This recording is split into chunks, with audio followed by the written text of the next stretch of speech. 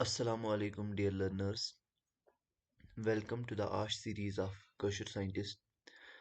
आज हम जो हमारी क्वेश्चन सीरीज चल रही है 1000 प्लस क्वेश्चन सीरीज, उसमें से हमने 30 क्वेश्चंस साइंस के किए हैं, जिसमें हमने मेटल्स नॉन मेटल्स की देखे हैं। तो 31 से आज हम तीसरे वीडियो में हम ये वाले क्वेश्चंस कवर करेंगे। Question number 31, which of the following is a thermite reaction. तो थर्माइट रिएक्शन क्या होती है? थर्माइट रिएक्शन होती है एक्सोथर्मिक रिएक्शन। वो रिएक्शन जिसमें वो किस किस से रिएक्ट होगी? वो फेरस फेरस ऑक्साइड और अल्युमिनियम के साथ होती है। एल्युमिनियम के साथ तो क्या बन जाता है? वहां वहां से क्या निकल जाती है? हीट। तो ये कौन सी रिएक्शन होती है? Exothermic reaction. तो इनमें से कौन सी होगी? फेरस ऑक्साइड इसमें है और अल्युमिनियम इसमें है, तो ये वाली रिएक्शन क्या होगी? Thermite reaction. नेक्स्ट हम देखेंगे in electrolytic refining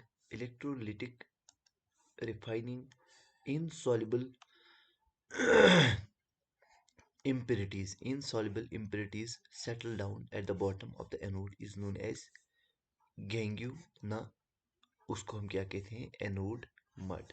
anode mud उसको कहते हैं जो इम्प्योरिटीज सेटल डाउन होती हैं किसके पास?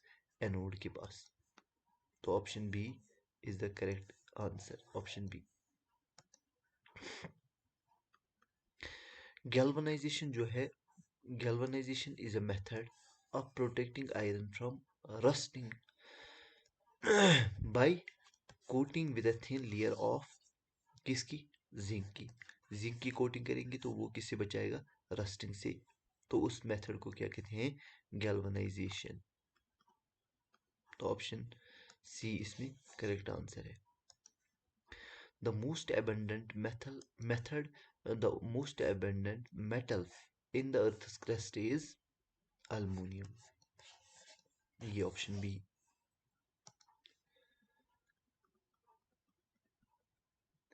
which one of the given properties is not generally exhibited by ionic compounds।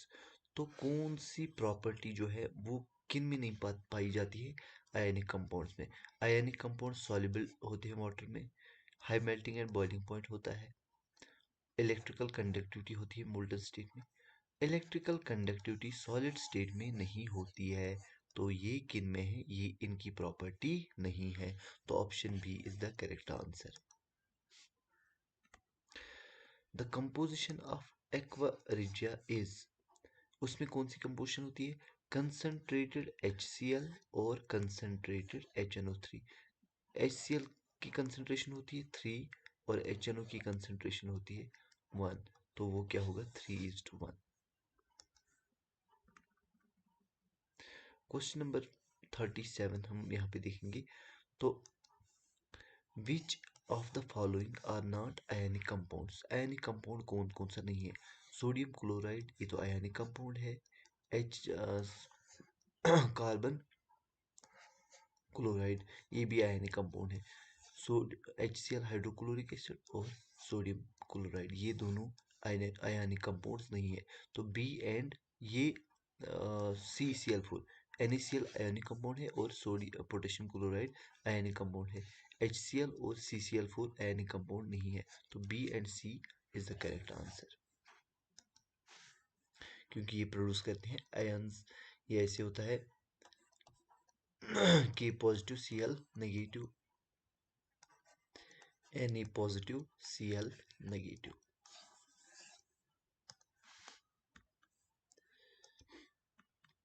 Question number 38,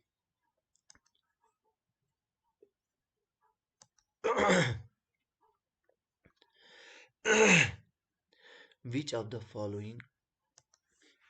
following metals are refined by electrolytic refining। तो कौन सा मेटल है? वो है गोल्ड इज द मेटल। ये कौन सा मेटल है? ये वो मेटल है जिसको रिफाइन किया जाता है बाय इलेक्ट्रोलिटिक रिफाइनिंग। तो option A is the correct answer. Silver articles become silver articles become black on prolonged exposure to air. This is due to the formation of Ag2S, silver sulphide. इसकी वजह से क्या होगा, जो silver articles होंगे वो black हो जाते हैं जब एक्सपोजर किन के साथ होता है, एयर के साथ। तो कांटेक्ट जब एयर के साथ आ जाएंगे तो वहां पे क्या होगा, वहां पे वो ब्लैक ब्लैक में टर्न होते हैं। तो किसकी वजह से, Ag2S। Option C is the correct answer, silver sulphide. Question number 40, alloy is alloy of mercury is called mercury की जो एलॉय है इसको क्या कहते हैं हम, एमलगम। Option D. ब्रास जो है, ब्रास किसकी एलॉय है, ब्रास किसकी एलॉय है, ये है कॉपर की और जिंक की। जब हम कॉपर और जिंक को आपस में मिलाते हैं तो वहां पे एक नया मेटल बन जाता है, वहां पे एक नया एलॉय बन जाता है, उसको हम कहते हैं ब्रास। तो option A is the correct answer.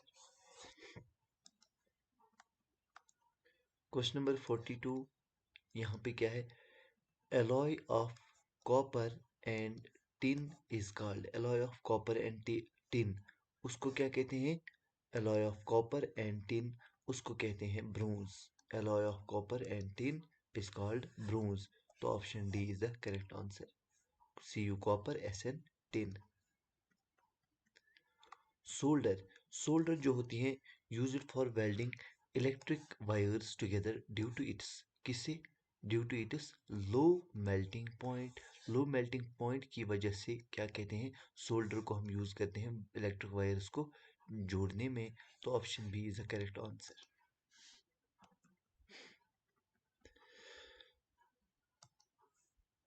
Question number 44, solder is solder is made of which of the following metals. तो सोल्डर किस मेटल से बना है, सोल्डर किस मेटल से बना है, solder is made of solder is made of PB, lead and tin. Lead and tin को जब हम मिलाते हैं तो क्या बन जाता है, सोल्डर बन जाता है। ये भी एक अलॉय है, सोल्डर बन जाता है। तो question number 45, the extraction of metals from their ores and then refining them for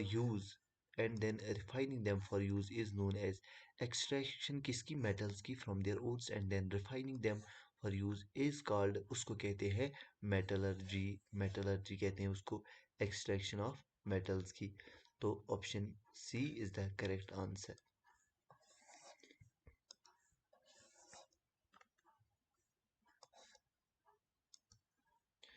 Question number 46, which of the following methods is suitable for preventing an iron frying pan from rusting? कौन सा method suitable है? Applying grease, applying paint, applying a coating of zinc, तो all of the above। इन सभी चीजों से क्या होगा, हम फ्राइंग पैन को रस्टिंग से बचा सकते हैं। तो option D is the correct answer.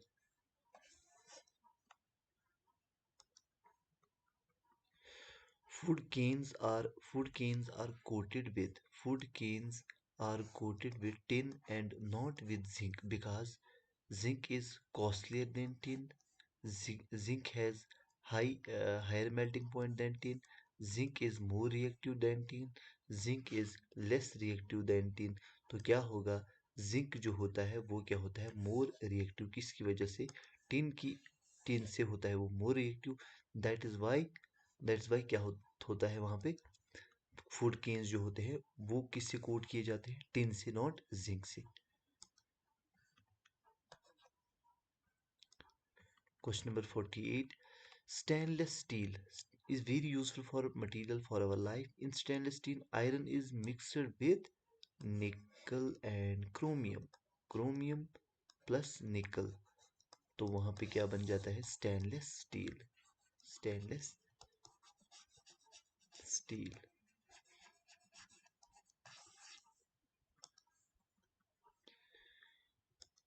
Question number option C is the correct. Option A is the correct answer. Question number 49. Which of the following, one of the following, which one of the given four metals would be displaced from the solution by of its salts by other three metals? तो कौन सा metal क्या करेगा? Displace करेगा solution from the solution of it salts, उनके solution से, तो by other three metals, वो कौन सा मेटल है? वो है एजी। एजी क्या होता है? Silver. Which one of the given four metals would be displaced from the solution by dissolves by other three metals? तो Ag, क्योंकि ये लेस रिएक्टिव है, लेस रिएक्टिव, और ये किस में पाया जाता है? फ्री स्टेट में। ये भी क्वेश्चन आ सकता है, फ्री स्टेट में। लास्ट वाला को इसमें ऑप्शन सी, लास्ट वाला हम देखेंगे। Question number